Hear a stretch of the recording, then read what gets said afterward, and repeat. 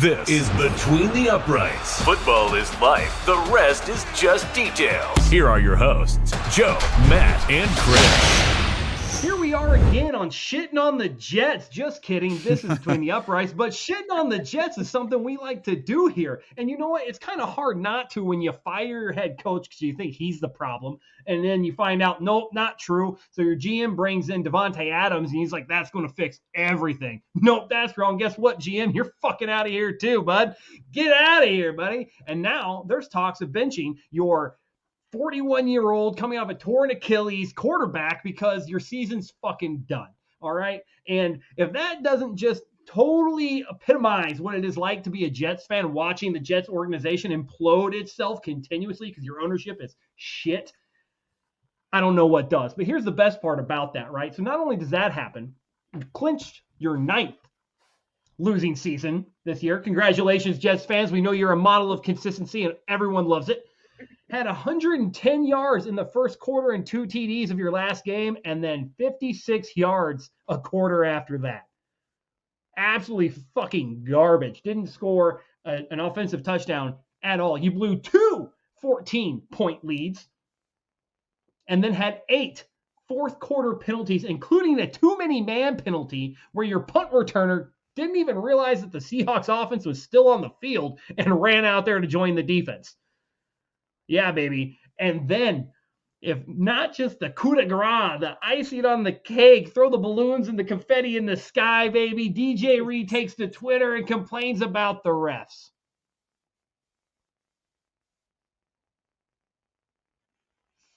And actually, I'm going to, in case you didn't see it, direct quote, "You fucking suck." And he tagged the NFL refs Twitter account handle in that. Y'all should be ashamed of y'all selves, period, exclamation point. It's a little weird punctuation style there, but hey, I'm not here to judge. Guy makes millions of dollars. But let's be fair. Y'all fucked up. That ain't the ref's fault. Y'all lost that game long before you fucked up in the fourth quarter, all right? I don't know what to tell you, okay? Your offense wasn't doing shit for you. Your defense clearly can't do a fucking thing unless you're getting penalties. And you can't say the refs suck when you're the highest penalized team in the NFL. Unless they have sucked all year. Don't blame them for one game, DJ, unless you're going to blame them for all of them, buddy, because y'all were getting fucking penalties left and right before this game.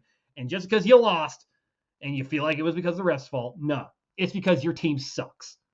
So, now that I've got my rant out of the way and I feel better about myself because the Patriots aren't doing so well this year. Fair. I'm going to go ahead and kick it to Chris, who has not had a chance to be part of the Shitting on the Jets segment here at Between the Uprights. So, Chris, please, shit on the Jets. Shit on the Jets. Jets. A mess is what they need to change it to. Because that's exactly what the fuck they are at the moment. And I am going to put the blame on two, I feel like, and most people should, I feel like, in my personal opinion. One being their owner, Woody Johnson. And quite honestly, fun fact, as long as he continues to be the owner, they are constantly going to be in the same position. I don't think they've been in the playoffs in, 22 years? Well, they're going to wait another 20 years if he continues to be their owner. The way he has completely, excuse my language, fucked up this entire team, coach-wise as well, it's abysmal. It's abysmal. Now, let's be honest. Robert Saleh, starting this year, they started, 2-3? They weren't terrible. Again, it's a 17-game season, okay? You started 2-3. If you start looking at Eagles that we've talked about, they started with 2 or 3 losses. You look at the Ravens, they started with several losses. We just talked about talking about Atlanta. They started with several losses as well, and most of them have kind of got on track, right? So you started with Coach Robert Saleh, who last year, even with a terrible offensive team after Rodgers went down after like the 4th snap, right? He still had a top 10, almost top 5 defense, and he kept that through the entire season. So if nothing else, You had a legitimate defense coming into this year. You have quality individuals on your offense as well, right? So you came in, most people actually, for whatever absolute ridiculous reason, really had them as just pinned in for the AFC Championship and going to the Super Bowl. I didn't see a shit at all. Never believed it. Still don't believe it. Still don't believe I'll probably ever live to see it, to be completely honest. But so you started off at 2-3. Now you fired him the very next morning at 2-3. 5 weeks into the season, you fire your head coach. For what purpose? You're not even halfway through the season yet, and you fired your head coach. Now, what have you gotten since you fired your head coach? You're 3-9. So you got one extra win. Congratulations. Got one extra win for losing your head coach. Okay? My second issue is Aaron Jones. Not Aaron Jones. Why did I say Aaron Jones? Other Packer. Aaron Rodgers. The other Aaron from the Packers. Yeah. Right. Yeah, So fuck my you, next Aaron issue- Jones. Yeah, what the fuck, man? Fuck you. You too. So you're looking at Aaron Rodgers, and I'm already not an Aaron Rodgers fan. I don't think that he has any type of leadership. I don't think he shows any type of ownership, and I don't feel like he has shown in any way of trying to command his team to get things done. Which you're the number one guy on that team. You should be the go-to guy, and you're not at this point. So then you're looking at this man, and I don't know if y'all overheard or saw his his what he said after the excuse my language, my brain. What he said after the game, right? When he basically said there's 11 people on the field. That was his go-to when it came to asking him about his team and what happened during the game. That's what he goes to. Yeah, some of it's on me, but there's 11 people. So naturally, in true Aaron fashion, he is making sure that he is throwing everybody else under the bus and it's everybody else's fault. And can we please get off of this bandwagon now? I am so sick of hearing this conversation as far as Aaron Jones and Aaron Rodgers. I apologize. That is stuck in my head right fuck now. you, Aaron Jones. Aaron Rodgers maxing or become in contentment with a Tom Brady or Manning. They're not on the same field. He won't ever be on the same field. So can we please kill that discussion?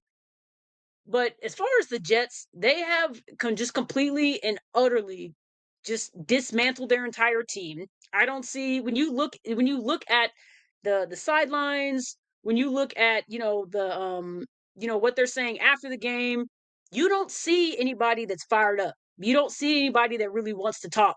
You don't see anything anywhere. Everybody's just kind of doing their own thing and quiet and silent. There's absolutely no organization whatsoever in that locker room. And it shows. And it shows on a daily basis. And it really falls down to their ownership, or lack of ownership, we should say, in Woody Johnson, who definitely needs, if they want to win, he definitely needs to put that team up for sale immediately. Fucking immediately. And then it's Aaron Jones. Aaron Rodgers. Yeah, damn, Aaron Jones. 3 times. I don't like you. Okay. But no, because their offense is still bottom of the league. Their defense has since degressed. So the team is a mess. It's a mess. And quite honestly, I put it in, it's literally in a National Lampoon's level messy. I mean, yeah. The one good thing that comes out of this is just the absolute fucking gold Aaron Rodgers quotes we've gotten this year. Specifically, his response to Jeff Albright's thing saying it was a moment of darkness, right? After they had lost the game and everything like that. And so they asked Aaron Rodgers what he thought about his coach's response. And Aaron looked him in the eyes and said, "I've been in the darkness. You got to go in there, make peace with it." The Stupid. fuck, guy? What the fuck? So dumb. But oh my Dumb. God, bro! Like next level. Yeah. That's like fuck me if that shouldn't be on Pat McAfee, a T-shirt the Pat McAfee show puts out, because as much as Aaron Facts. Rodgers on it, but you're right. No accountability ever The dude has never shown accountability for fucking anything. The guy has literally just been a fucking headache everywhere he's gone, right? It's when things are going great, Aaron Rodgers is the first one to give credit everywhere it's due, especially if you lump some on him right off the bat, right?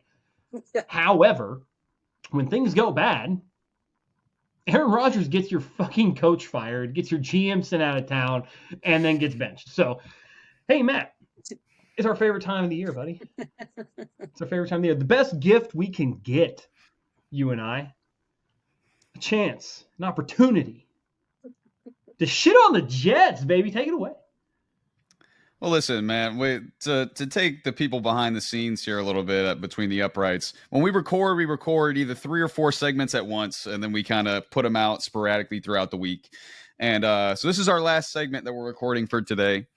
First 3 segments, if you watch them, you can go back and watch them. I'm sitting up in my chair. I'm really excited. I'm really enthusiastic about the topics. I'm sitting up. I really want to talk about it. As soon as we got to this Jets topic, you see me sink back in my chair. I just moved my headphone, or I just moved my microphone right here. I'm back here just chilling right now. I'm back here just absolutely taking it in, because what else do you want me to say at this point? I could give you Einstein's famous quote, "Never trust the Jets." I could give you Aristotle's famous quote, "Thank God for the Jets." I could give you those, but I actually want to take beef with somebody on the panel here today, because he's been shitting on the Jets. And I think it's a little unjust today, because Chris, me and you were having a conversation in our Discord chat earlier this week, and we were talking about our division picks for the season. And we had a discussion about our bad picks, right, Chris? You said you had a couple. Yep. I know I had a couple. Oh yeah, I definitely had a couple. I picked the Jags and the Bengals. A couple terrible picks. I didn't want to talk about it. awful, terrible picks, right? But we have a guy here today.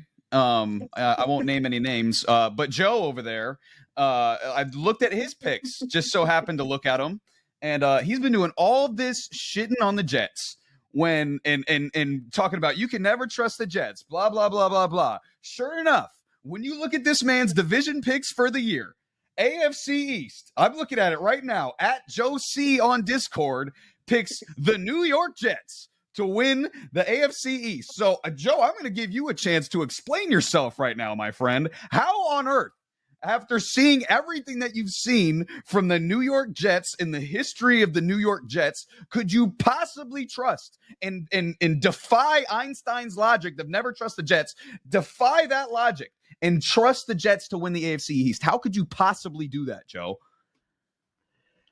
So if you go back and watch that first Jets video, right? Matt goes, well, you know Einstein's theory on the Jets, right? And I go, no, you're going to have to remind me, because I fucking forgot.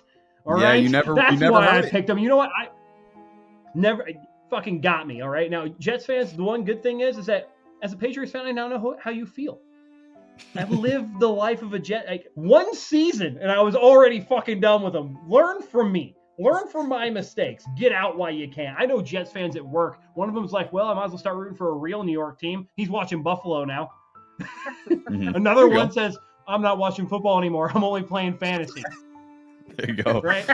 I am telling you, Jets fans, it's time to get out. Run for your lives. Find somebody else. Leave the conference. Go somewhere, bro. If there is a chance, if college players can have a transfer portal, so can NFL fans. Get the fuck out. Run. Man, yeah. The Jets are one of a number of franchises that should just get the hell out. I mean, the Jets, the Jags, the Browns, like just find somebody. The Raiders, like just find somebody else to root for, because it's just brutal. But I mean, listen, I again, if you watch the previous segments, I've had a theme going today. You got to use your eyes and you got to use the numbers, okay? So if you want some numbers about how terrible Aaron Rodgers has been this year, I'll give you the numbers. I've got them right here. 6.3 yards per attempt is 30th in the NFL. Everyone below him has either changed teams or been benched, by the way. That's everyone below him in yards per attempt. 62.5% completions is 28th in the NFL, behind Daniel Jones, Will Levis, Aiden O'Connell, and Deshaun Watson. although he is, to his credit, slightly ahead of Mac Jones and Jameis Winston by 0.5%. Okay. He has a 48.5 QBR, 25th in the NFL, slightly behind Anthony Richardson, but he is slightly ahead of Daniel Jones. So good for you, Aaron Rodgers. And then he has an 87.5 quarterback rating, 23rd in the NFL, behind Jameis Winston and Aiden O'Connell. So Aaron Rodgers has been terrible. It's been 2 full seasons, 35 games since he threw for 300 yards. Like, that's not even a high amount of yards anymore in today's NFL.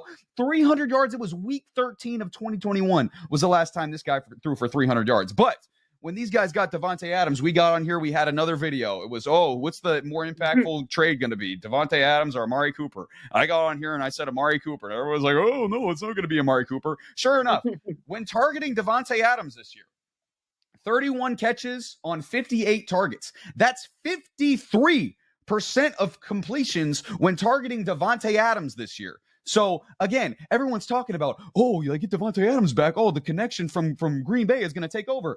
It sure as shit hasn't. Maybe it's because they're both washed. We talked about Kirk Cousins being washed before. They're both dried off. They might have already gotten their clothes dirty again, about to be washed again, because that's how washed Davante Adams and Aaron Rodgers are at this point. It's terrible. And it's 5.9 yards per attempt, by the way, when targeting Davante Adams.